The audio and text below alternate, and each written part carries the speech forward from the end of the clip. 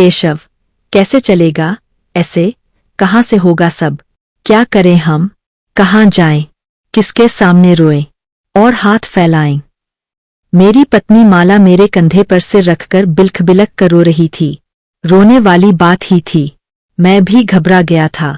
ऐसा लग रहा था कि पाँव के नीचे से किसी ने पूरी जमीन ही खींच दी हो। माला के आंसू थम नहीं रहे थे और मेरी घबराहट। कई महीनों से लगातार कमर, पीठ और पैरों में दर्द रह रहा था। लगातार वजन गिरता जा रहा था और कमजोरी बढ़ती जा रही थी। पहले मैंने इसे बहुत ही हल्के में लिया था, लेकिन जब सब लोगों ने मुझे डॉक्टर के पास जाने की सलाह दी तो मेरे होश उड़ गए। मेरी एक किडनी खराब हो चुकी थी।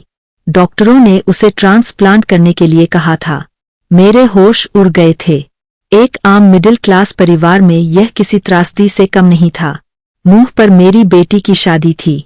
उसकी शादी में खर्च करूं या अपनी किडनी खरीदने में? बाहर किडनी की कॉस्ट कम से कम 2-2.5 लाख रुपए थी।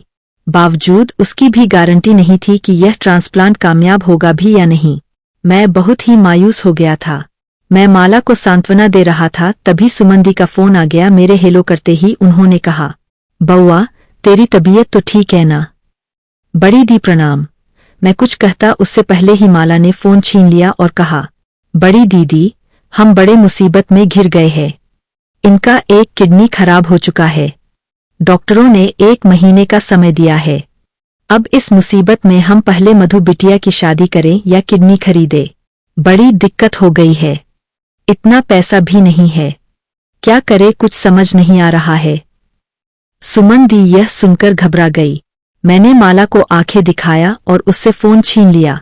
दीदी को मैंने टालते हुए कहा, दीदी, उतनी घबराने वाली बात नहीं है।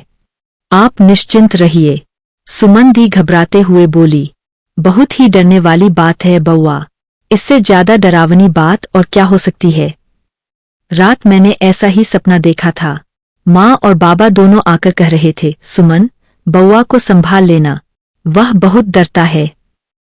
मुझे लग रहा था कि कोई ना कोई गड़बड़ होने वाली है। तुम चिंता मत करो, सब ठीक हो जाएगा। दीदी, बस मधु की शादी हो जाए सही समय पर, भगवान इतनी मोहलत दे दे। मैंने लंबी सांस ली। भगवान तुम्हें बहुत सारा समय देगा, भगवान करे तुम्हारी लंबी आयु हो। चिंता मत करो, सब ठीक होगा। सुमन दी से बात करने के बाद थोड़ी सी पॉजिटिव एनर्जी मेरे अंदर आ गई।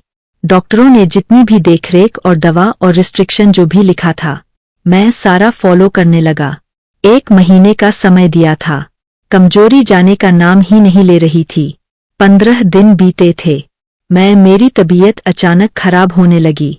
मैं बाहर बैठकर पेपर पढ़ रहा था और मुझे चक्कर आने लगा। मैंने किसी तरह से माला और मधु को आवाज देकर कहा, माला, माला। उसके बाद मुझे कुछ भी याद नहीं रहा। आज पूरे 6 दिनों के बाद होश में आने के बाद इन्हें अपनी आंखों अस्पताल के बेड पर पाया। मेरे चारों तरफ मशीन की आवाज आ रही थी। हाथों पर सलाइन बोतल लगा हुआ था। सामने कुर्सी पर माला और मधु दोनों बैठी हुई थीं। धीरे धीरे मैंने अपनी आंखें खोली तो माला और मधु दोनों के चेहरे पर एक जीवंत मुस्कुराहट आ गई। मैंने प्रश्नवाचक निगाहों से उन दोनों की तरफ देखा। माला की आंखों से आंसू बरसने लगे। उसने कहा, केशव, सुमन दी ने अपना एक किडनी तुम्हें डोनेट कर दिया। मैंने आश्चर्य से कुछ बोलने की कोशिश की पर मेरे मुंह पर मास्क लगा हुआ था। मैंने बोल नहीं पाया।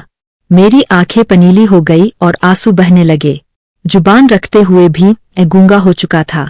मुझे याद आया सुमन दी को दुल्हन के रूप में विदा करने से पहले माँ ने सुमन दी से कहा था, बेटी, बड़ी संतान का यह फर्ज होता है कि वह अपने छोटों का ख्याल रखें और अपना फर्ज कभी न भूलें।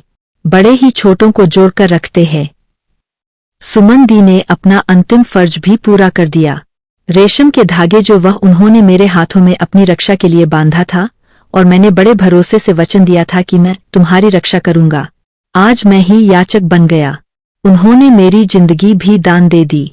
थैंक यू बड़ी दी, मैं तुम्हारा यह एहसान कभी नहीं भूलूंगा। मैंने दूसरी तरफ नजर घुमाई, देखा एक अलग बेड पर सुमन दी बेसुध सी पड़ी थीं। कृतज्ञता में मेरे दोनों हाथ जुड़ गए।